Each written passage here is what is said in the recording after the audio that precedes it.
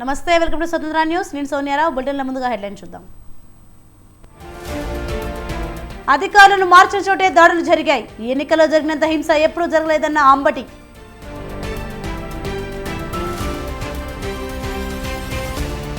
Congress BRS ఓటర్లు కూడా బీజేపీకి ఓటు వేశారు. పార్లమెంట్ ఎన్నికల్లో బీజేపీ డబుల్ డిజిట్ సాధిస్తుందన్న కిషన్.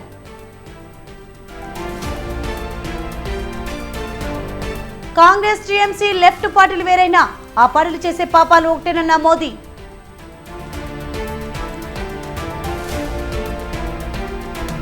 అండమాన్ను తాకిన నైరుతి రుతుపవనాలు ఈ నెల 31 నాటికి కేరళను తాకే అవకాశం.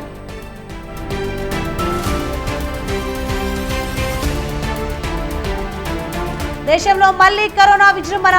వారం రోజులు 25,900 కేసులు నమోదు.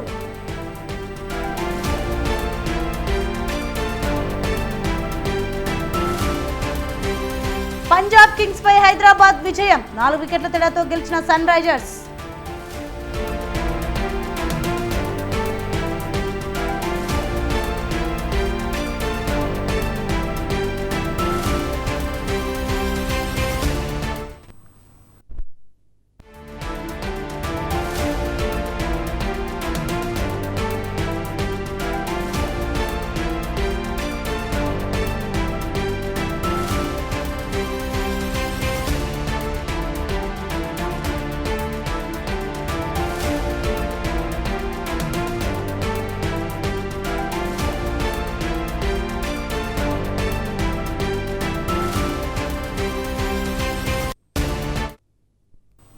బ్రేకింగ్ న్యూస్ చూస్తున్నాం. లీగ్ దశలో ఆఖరి మ్యాచ్లో హైదరాబాద్ అదరగొట్టింది. బ్యాటింగ్లో అదే దూకుడు ప్రదర్శించింది. దీంతో 4 వికెట్ల తేడాతో పంజాబ్పై ఘన విజయాన్ని సాధించింది. ట్రావిస్ హెడ్ మొదటి ఓవర్ తొలి బంతికే అవుట్ అయిన అభిషేక్ శర్మ దంచికొట్టాడు. రాహుల్ త్రిపాఠి, నితీష్ రెడ్డి క్లాసెన్ మెరుపులు మెరిపించడంతో పంజాబ్ నిర్దేశించిన 215 పరుగుల లక్ష్యాన్ని 19.1 ఓవర్లలో ఛేదించింది. అంతకుముందు టాస్ గెలిచి బ్యాటింగ్కు దిగిన పంజాబ్ 5 వికెట్ల నష్టానికి 214 పరుగులు చేసింది. ఓపెనర్ ప్రభ్ సిమ్రాన్ అద్భుత ఇన్నింగ్స్కు అథర్వ థైడో, రొస్సో, జితేష్ శర్మ బ్యాటింగ్ తోవడంతో ఆ జట్టుకు భారీ స్కోరు చేయగలిగింది. సన్ రైజర్స్ బౌలర్లలో నటరాజన్ 2 వికెట్లు తీయగా కమిన్స్, విజయకాంత్ చెరో వికెట్ తీశారు.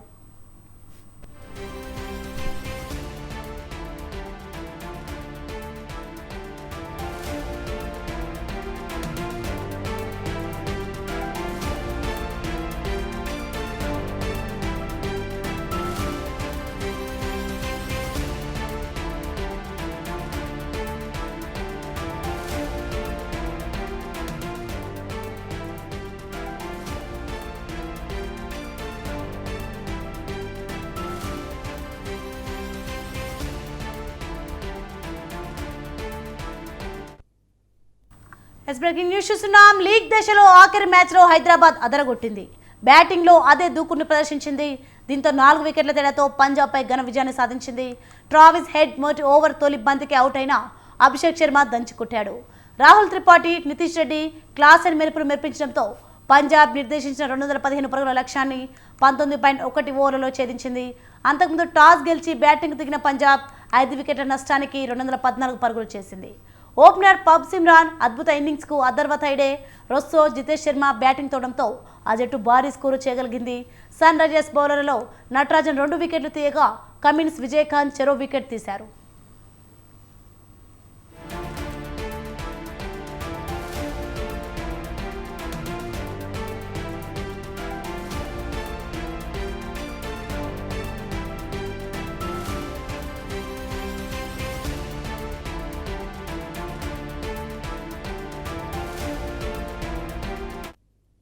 బ్రేకింగ్ న్యూస్ చూస్తున్నా మనం. లీగ్ దశలో ఆఖరి మ్యాచ్లో హైదరాబాద్ అదరగొట్టింది. బ్యాటింగ్లో అదే దూకుడును ప్రదర్శించింది. దీంతో 4 వికెట్ల తేడాతో పంజాబ్పై ఘన విజయాన్ని సాధించింది. ట్రావిస్ హెడ్ మొదటి ఓవర్ తొలి బంతికే అవుట్ అయిన అభిషేక్ శర్మ దంచుకొట్టాడు. రాహుల్ త్రిపాఠి, నితీష్ రెడ్డి క్లాసెన్ మెరుపులు మెరిపించడంతో పంజాబ్ నిర్దేశించిన 215 పరుగుల లక్ష్యాన్ని 19.1 ఓవర్లలో ఛేదించింది. అంతకుముందు టాస్ గెలిచి బ్యాటింగ్ను దిగిన పంజాబ్ 5 వికెట్ల నష్టానికి 214 పరుగులు చేసింది. ఓపెనర్ ప్రభ్ సిమ్రాన్ అద్భుత ఇన్నింగ్స్కు అథర్వ థైడో, రొస్సో, జితేష్ శర్మ బ్యాటింగ్ తోవడంతో ఆ జట్టు భారీ స్కోరు చేయగలిగింది. సన్ రైజర్స్ బౌలర్లలో నటరాజన్ 2 వికెట్లు తీయగా కమిన్స్, విజయకాంత్ చెరో వికెట్ తీశారు.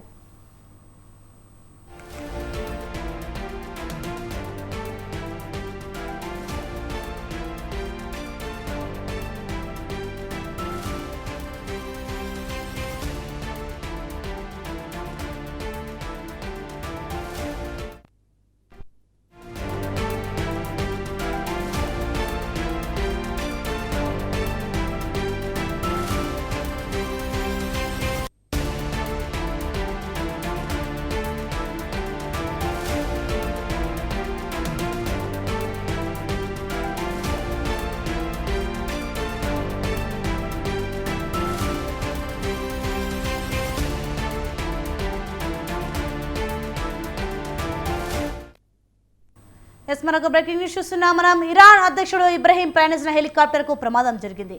వాతావరణం అనుకూలించక హెలికాప్టర్ కుప్పకూలింది. ఇబ్రహీం ఆచూకీ కోసం గాలింపు చర్యలు కొనసాగుతున్నాయి. అజర్బైజాన్ పర్యటనకు వెళ్తుండగా ఈ ఘటన చోటు చేసుకుంది. జోల్ఫా సమీపంలో ప్రమాదం జరిగింది.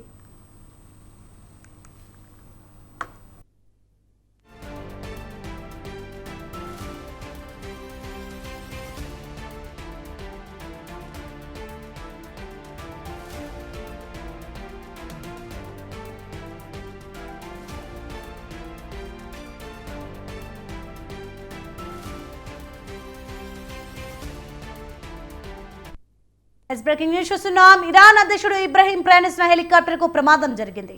వాతావరణం అనుకూలించక హెలికాప్టర్ కుప్పకూలింది. ఇబ్రహీం ఆచూకీ కోసం గాలింపు చర్యలు కొనసాగుతున్నాయి. అజర్బైజాన్ పర్యటనకు వెళ్తుండగా ఈ ఘటన చోటు చేసుకుంది. జోల్ఫా సమీపంలో ప్రమాదం జరిగింది.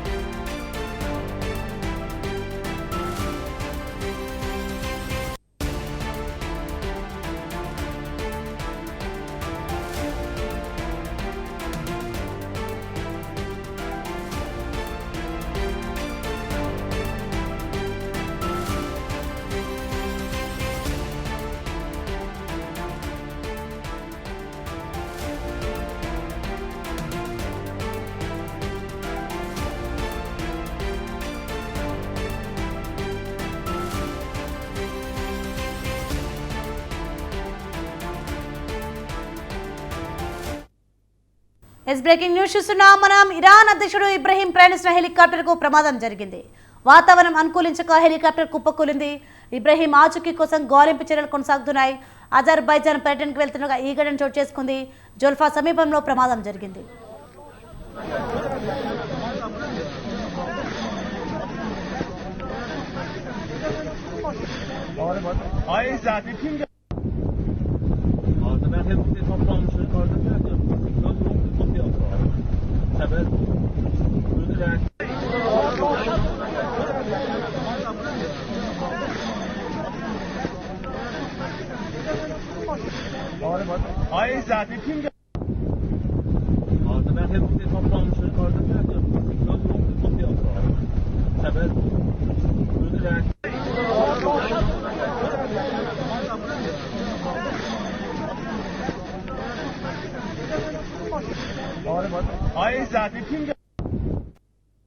బ్రేకింగ్ న్యూస్ చూస్తున్నాం. మనం ఇరాన్ అధ్యక్షుడు ఇబ్రహీం ప్రయాణించిన హెలికాప్టర్ కు ప్రమాదం జరిగింది.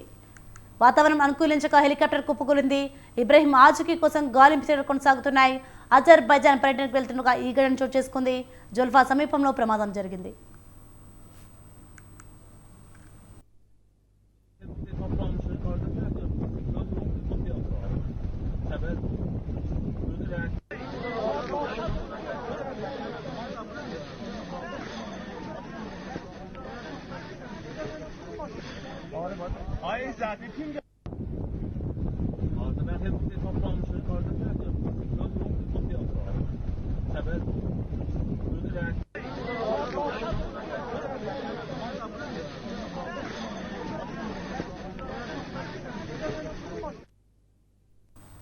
బ్రేకింగ్ న్యూస్ చూస్తున్నాం. మనం ఇరాన్ అధ్యక్షుడు ఇబ్రహీం ప్రయాణించిన హెలికాప్టర్ కు ప్రమాదం జరిగింది.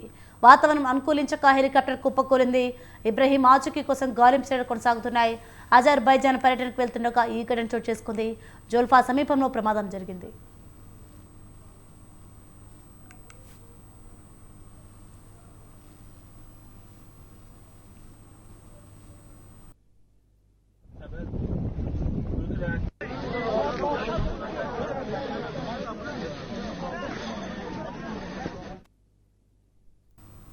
తెలంగాణలో బీఆర్ఎస్ కు బీజేపీ గణం పొంచి ఉందా?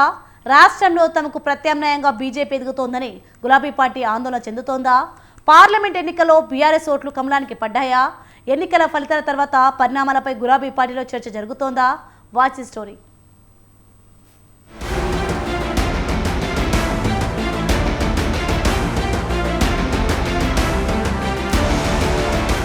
తెలంగాణలో బీఆర్ఎస్ పార్టీకి బీజేపీతో గండం పొంచి ఉందనే చర్చ రాజకీయ వర్గాల్లో జరుగుతోంది. ఇప్పటికే పలువురు బీఆర్ఎస్ నేతలు బీజేపీలో చేరారు. పార్లమెంట్ ఎన్నికల్లో బీజేపీ అభ్యర్థులుగా పోటీ చేశారు. పార్లమెంట్ ఎన్నికల తర్వాత కేంద్రంలో బీజేపీ మరోసారి ప్రభుత్వాన్ని ఏర్పాటు చేస్తే తమకు ప్రత్యామ్నాయంగా ఎదగడం ఖాయమని గులాబీ పార్టీలో టాక్ వినిపిస్తోంది. పార్లమెంట్ ఎన్నికల్లో గులాబీ పార్టీ ఓట్లు బీజేపీ వైపునకు మళ్లినట్లుగా చర్చ జరుగుతోంది.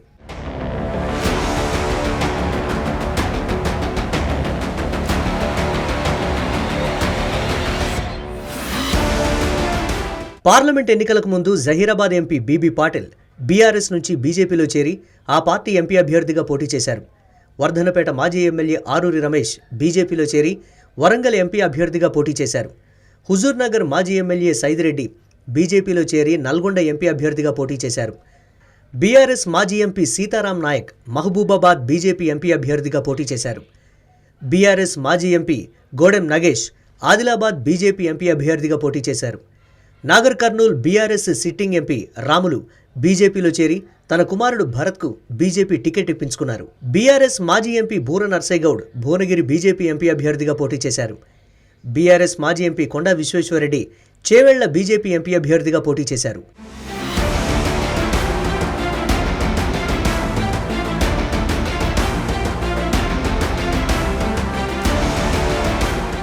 తెలంగాణలో బీఆర్ఎస్ అధికారంలో ఉన్నప్పుడే దుబ్బాక ఉప ఎన్నికలో బీజేపీ చేతిలో బీఆర్ఎస్ ఓటమి పాలైంది. హుజూరాబాద్ ఉప ఎన్నికలో బీజేపీ బీఆర్ఎస్ను ఓడించింది. మునుగోడు ఉప ఎన్నికలో బీఆర్ఎస్ అభ్యర్థికి కోమటిరెడ్డి రాజగోపాల్ రెడ్డి రూపంలో బీజేపీ గట్టి పోటీనిచ్చింది. ఈ నేపథ్యంలోనే తెలంగాణలో బీఆర్ఎస్కు బీజేపీ ప్రత్యామ్నాయంగా మారుతుందని బీజేపీ నేతలు వ్యాఖ్యానించారు.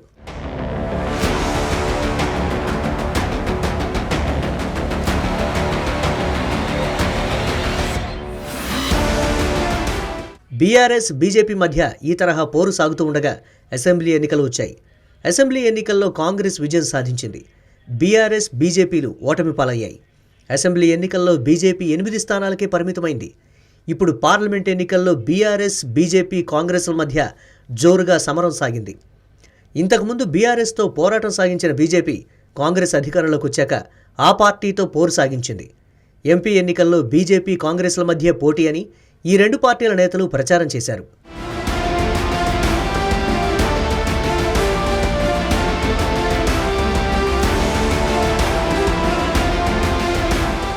తమను ఓడించేందుకు కాంగ్రెస్ బీజేపీలు ఒక్కటయ్యాయని బీఆర్ఎస్ ఆరోపిస్తోంది.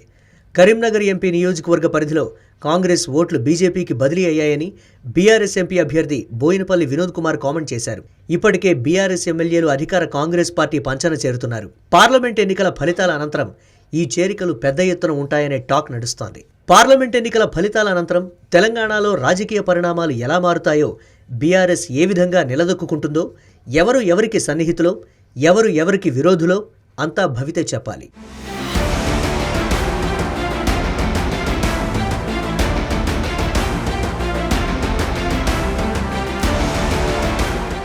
తెలంగాణలో లోక్సభ ఎన్నికల ఘట్టం ముగిసింది. దీంతో రాజకీయ పార్టీలని నల్గొండ, ఖమ్మం, వరంగల్, పట్టభద్ర ఎమ్మెల్సీ ఉప ఎన్నికలపై దృష్టి సారించాయి.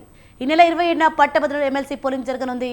ఈ ఎమ్మెల్సీ ఉప ఎన్నికను ప్రధాన పార్టీలు ప్రతిష్టాత్మకంగా తీసుకున్నాయి. గతంలో ఈ స్థానం నుంచి ఎన్నికైన పల్లా రాజేశ్వరరెడ్డి అసెంబ్లీ ఎన్నికల్లో ఎమ్మెల్యేగా గెలుపొందడంతో తన ఎమ్మెల్సీ పదవికి రాజీనామా చేశారు. ఫలితంగా ఉప ఎన్నిక వచ్చింది.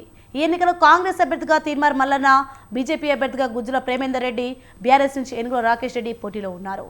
ఎన్నికలో మొత్తం 52 మంది బరిలో నిలిచారు. అయినా ప్రధాన పోటీ కాంగ్రెస్, బీఆర్ఎస్, బీజేపీల మధ్య ఉంటుంది. మరి ఎమ్మెల్సీ ఉప ఎన్నిక గెలుపు ఎవరి ఖాతాలో పనుందనేది ఉత్కంఠగా మారింది.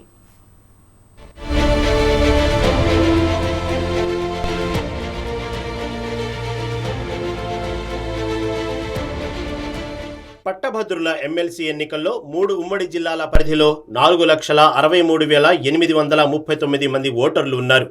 దీంతో పట్టభద్రుల ఉప ఎన్నికల్లో ఉమ్మడి ఖమ్మం జిల్లా ఓట్లు కీలకం కానున్నాయి. గతంలో పల్లా రాజేశ్వరరెడ్డి విజయంలోనూ ఖమ్మం జిల్లా ఓట్లే కీలకమయ్యాయి. దీంతో అన్ని పార్టీల అభ్యర్థుల దృష్టి ఖమ్మం జిల్లాపైనే పడింది. కాంగ్రెస్ నుంచి డిప్యూటీ సీఎం భట్టి విక్రమార్క, మంత్రులు తుమ్మల నాగేశ్వరరావు, పొంగులేటి శ్రీనివాసరెడ్డి పట్టభద్రుల ఎన్నికను పర్యవేక్షిస్తున్నారు. ఇప్పటికే కాంగ్రెస్ అభ్యర్థి తీన్మార్ మల్లన్న జిల్లా మంత్రులను కలిసి తన విజయం కోసం కృషి చేయాలని కోరారు. దీంతో పాటు కాంగ్రెస్ పార్టీ 10 అసెంబ్లీ నియోజకవర్గాలకు ఇన్ఛార్జీలను కూడా నియమించింది.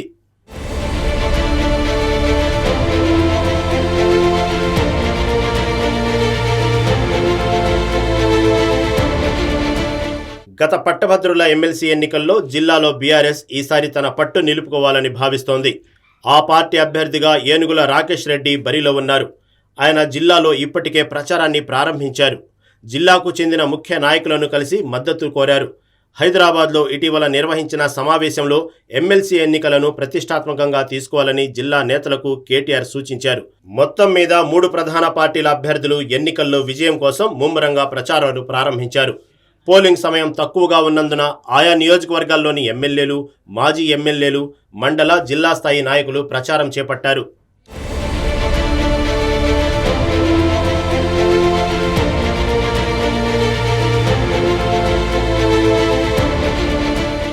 పట్టభద్రుల ఎన్నికల్లో సత్తా చాటేందుకు బీజేపీ కూడా రంగంలోకి దూకింది. ఆ పార్టీ నేతలు జిల్లాల్లో సభలు, ఆత్మీయ సమావేశాలు ఏర్పాట్లు చేస్తున్నారు. విద్యా సంస్థలు, విద్యావంతులను, ఆయా వృత్తుల వారిని, ఉద్యోగులను కలిసి మద్దతు కూడగడుతున్నారు. లోక్సభ ఎన్నికల్లో కాంగ్రెస్కు ప్రధాన ప్రతిపక్షంగా తామే పోటీ ఇచ్చామని, ఈ ఎమ్మెల్సీ ఎన్నికల్లోనూ కాంగ్రెస్ను నిలదీసే సత్తా తమకే ఉందని బీజేపీ నేతలు చెబుతున్నారు. బీజేపీ అభ్యర్థి గుజ్జుల ప్రేమేందర్ రెడ్డి గత ఎన్నికల్లో పోటీ చేసి ఓటమి చెందారు. ఆయన గెలుపు కోసం ఖమ్మంలో బీజేపీ నేతలు, బీజేపీ శ్రేణులు ప్రచారంలో పాల్గొంటున్నారు. ఇక్కడ కొసమెరుపు ఏమిటంటే ఈ ఎన్నికల్లో బీజేపీ గెలుపు కోసం టీడీపీ, జనసేన సమన్వయ కమిటీలు ఏర్పాటు చేస్తున్నారు. టీడీపీ కార్యాలయానికి వెళ్లి మద్దతు అడిగారని తెలుస్తోంది.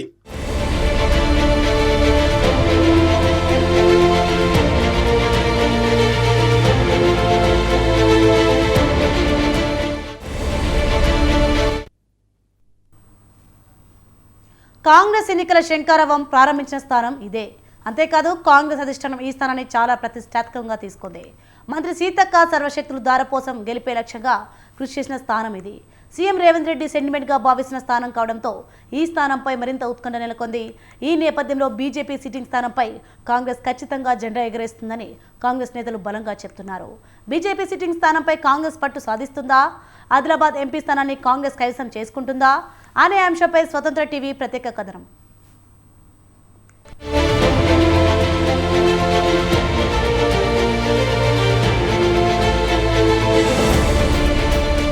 ఆదిలాబాద్ లోక్సభ స్థానంపై హస్తం పార్టీ ముందు నుండి సెంటిమెంట్గా భావించింది. ఈ నేపథ్యంలో జిల్లా ఇన్ఛార్జి, మంత్రిగా సీతక్క పార్టీ గెలుపు బాధ్యతను పూర్తిగా తన భుజస్కంధాలపై మోశారు. ఈ క్రమంలో పార్టీ గెలుపు కోసం స్థానిక నేతలతో పాటు పార్టీలో కొత్తగా చేరిన నేతలను సమన్వయం చేసుకుంటూ ముందుకు సాగారు. ఖచ్చితంగా కాంగ్రెస్ జెండా ఎగరడం ఖాయమని చెబుతూనే లోపల కాంగ్రెస్ నేతలు ఓటమి భయంతో ఉన్నారని విశ్వసనీయ వర్గాల ద్వారా తెలుస్తోంది. అసెంబ్లీ ఎన్నికలకు, పార్లమెంట్ ఎన్నికలు కాంగ్రెస్ పార్టీలో తేడా స్పష్టంగా కనిపిస్తోంది. అసెంబ్లీ ఎన్నికల్లో ఆదిలాబాద్ పార్లమెంటు పరిధిలోని 7 నియోజకవర్గాల్లో కేవలం కాంగ్రెస్ నుండి ఖానాపూర్ ఎమ్మెల్యే వెడమ బొజ్జు మాత్రమే విజయం సాధించారు. మిగతా 6 స్థానాల్లో 4 బీజేపీ, 2 బీఆర్ఎస్ పార్టీ ఎమ్మెల్యేలు విజయం సాధించారు. అసెంబ్లీ ఎన్నికల సమయంలో కాంగ్రెస్ పార్టీలో పెద్ద నేతలు ఎవరూ లేకపోగా 4-5 నియోజకవర్గాల్లో ద్వితీయ శ్రేణి నేతలతోనే నెట్టుకొచ్చారు.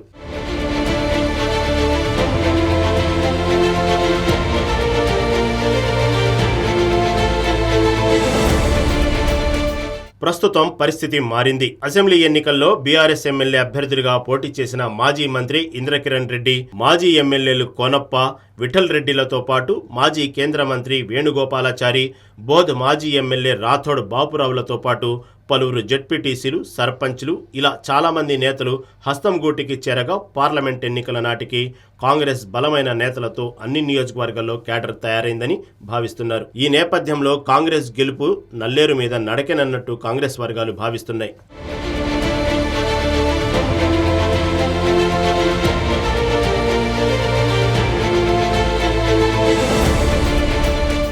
కాంగ్రెస్ ఎంపీ అభ్యర్థి ఆత్రం సుగుణ గెలిపే లక్ష్యంగా కొత్త, పాత నేతలు ప్రచారంలో పాల్గొన్నప్పటికీ పోల్ మేనేజ్మెంట్ సరిగా చేయలేకపోయామని పలువురు నేతలు చర్చకు తెరలేపారు. 7 నియోజకవర్గాల పార్టీ ఇన్ఛార్జీలను సమన్వయం చేయడంతో పాటు ఎన్నికల పార్టీ కార్యక్రమాల ఖర్చులు, కొత్త నేతల చేరికల నేపథ్యంలో ప్రచారంలో వారిని సమన్వయం చేయడం కోసం సీఎం రేవంత్ రెడ్డికి అత్యంత సన్నిహితుడు, టీపీసీసీ జనరల్ సెక్రటరీ, కరీంనగర్ జిల్లాకు చెందిన సత్తు మల్లేష్ అనే నేతకు పూర్తి బాధ్యతలను పార్టీ అప్పచెప్పింది. అయితే ఈ నేతకు నేరుగా సీఎం రేవంత్ రెడ్డితో సాన్నిహిత్యం ఉండటంతో ఈ నేత పార్టీలో ఎవరిని పట్టించుకోకుండా ఇష్టారాజ్యంగా వ్యవహరించానేది ప్రస్తుత కాంగ్రెస్ క్యాడర్లో వినిపిస్తున్న టాక్.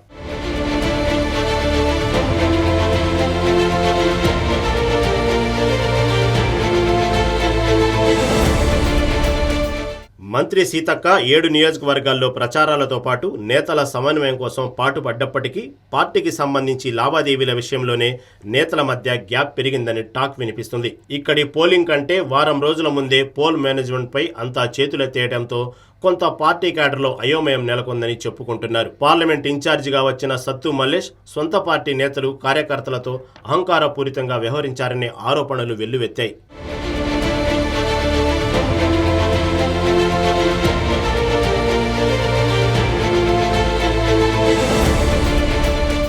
ఇదిలా ఉంటే పోల్ మేనేజ్మెంట్ విషయంలో 2 నియోజకవర్గాల్లో ఎన్నికల ఖర్చుల కోసం ఇచ్చిన డబ్బులు కార్యకర్తలకు బూత్ ఏజెంట్లకు ఇవ్వకుండా 2 నేతలు కాజేశారనే ప్రచారం జోరుగా సాగుతుంది. దీంతో ఎన్నికల నిర్వహణ తీరు తెలియని వ్యక్తికి, జిల్లాపై ఏమాత్రం పట్టులేని వ్యక్తికి బాధ్యతలు అప్పజెప్పడంతోనే హస్తం పార్టీ నేతల్లో ఐక్యత చెడిందనే ప్రచారం సాగుతోంది.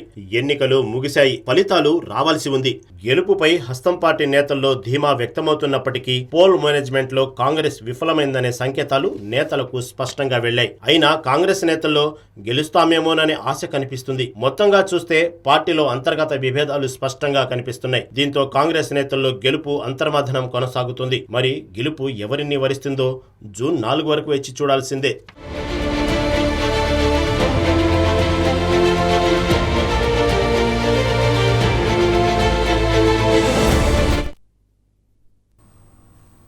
రెండు 2024 లోక్సభ ఎన్నికల 5వ దశ హేమాహేమీల రణరంగం కానుంది. కాంగ్రెస్ నాయకుడు రాహుల్ గాంధీ, కేంద్ర మంత్రి స్మృతి ఇరానీ, జమ్మూ కాశ్మీర్ మాజీ ముఖ్యమంత్రి ఒమర్ అబ్దుల్లా, కేంద్ర మంత్రి పీయూష్ గోయల్, రక్షణ మంత్రి రాజ్నాథ్ సింగ్, సాధ్వి నిరంజన్ జ్యోతి వంటి హేమాహేమీలో తమ అదృష్టాన్ని పరీక్షించుకోనున్నారు. మే 20న జరిగే 5వ విడతలో కేవలం 49 స్థానాలకు ఎన్నికలు జరుగుతున్నాయి. కీలకమైన నియోజకవర్గాలు కావడంతో కట్టుదిట్టమైన భద్రతా ఏర్పాట్లు చేశారు.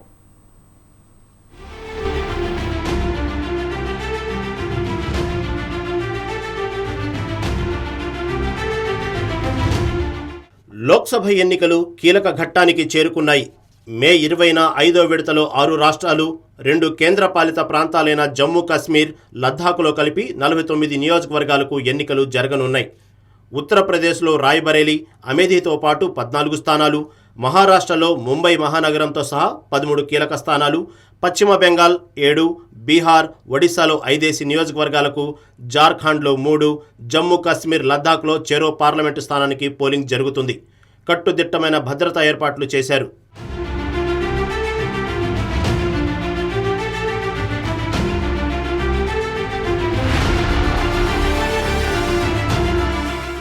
మహారాష్ట్రలో శివసేన ఉద్ధవ్ ఠాక్రే వర్గం, ఏక్నాథ్ షిండే శివసేన, అలాగే అజిత్ పవార్ ఎన్సీపీ, శరద్ పవార్ ఎన్సీపీలకు తమ అస్తిత్వం కోసం పోరాడుతుంటే కాంగ్రెస్, బీజేపీ విజయం కోసం శ్రమిస్తున్నాయి. ఈ ఎన్నికల్లో ప్రజల తీర్పుతో అసలైన శివసేన, ఎన్సీపీ ఏదో తేలిపోతుంది. కేంద్ర మంత్రి పీయూష్ గోయల్ నార్త్ ముంబై నుంచి పోటీ పడుతున్నారు.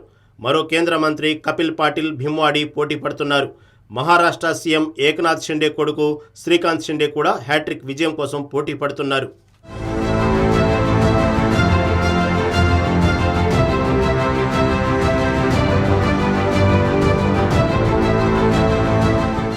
దేశ ప్రజల ఆసక్తి అంతా ఉత్తరప్రదేశ్లోని రాయ్బరేలీ, అమేథీ నియోజకవర్గాలపైనే ఉంది.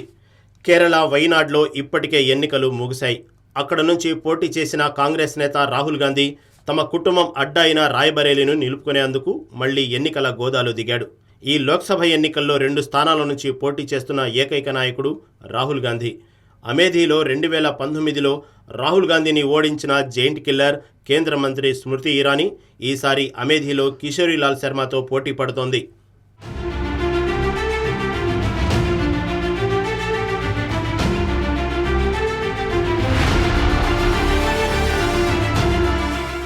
కేంద్ర రక్షణ మంత్రి రాజ్నాథ్ సింగ్ లక్నో నియోజకవర్గం నుంచి పోటీ పడుతుంటే జమ్మూ కాశ్మీర్ మాజీ ముఖ్యమంత్రి ఒమర్ అబ్దుల్లా బారాముల్లా నియోజకవర్గంలో జమ్మూ కాశ్మీర పీపుల్స్ కాన్ఫరెన్స్ నాయకుడు సజ్జాద్ లోనేతో పోటీ పడుతున్నారు.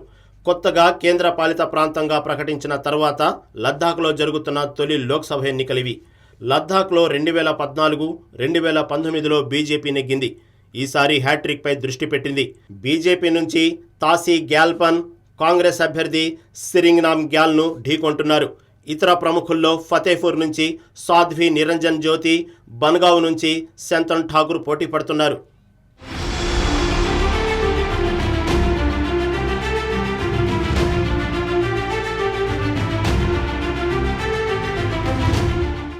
పశ్చిమ బెంగాల్లో ఘర్షణలకు అవకాశం ఉన్న సున్నితమైన 7 నియోజకవర్గాలకు ఈ విడతలో ఎన్నికలు జరుగుతున్నాయి. దీంతో ఆయా నియోజకవర్గాల్లో భారీగా బలగాలను మోహరించారు. ఒడిశాలో 5 లోక్సభ స్థానాలు, 35 అసెంబ్లీ స్థానాలకు మే 20న ఎన్నికలు జరుగుతున్నాయి. ఎన్నికలు సజావుగా నిర్వహించేందుకు ఏర్పాట్లన్నీ పూర్తయ్యాయి.